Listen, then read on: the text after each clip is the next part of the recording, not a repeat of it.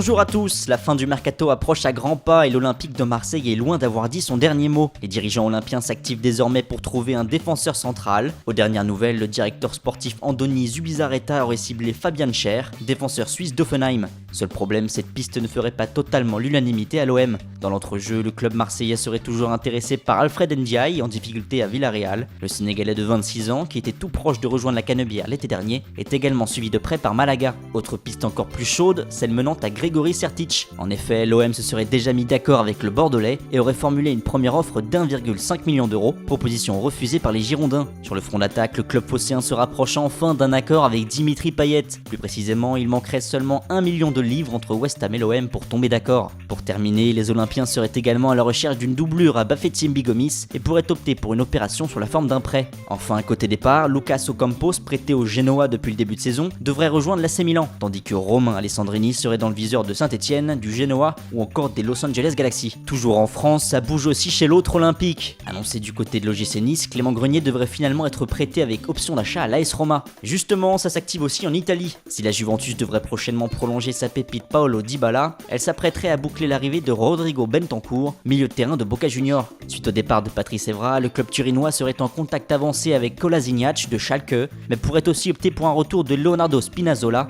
actuellement prêté à l'Atalanta. Au milieu de terrain, les Bianconeri penseraient au Brésilien de Wolfsburg, Luis Gustavo.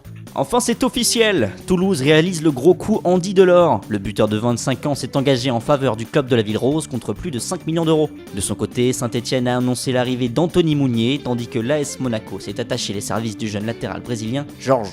Voilà, c'est tout pour aujourd'hui, bonne soirée à tous et rendez-vous lundi pour de nouvelles informations sur le Mercato.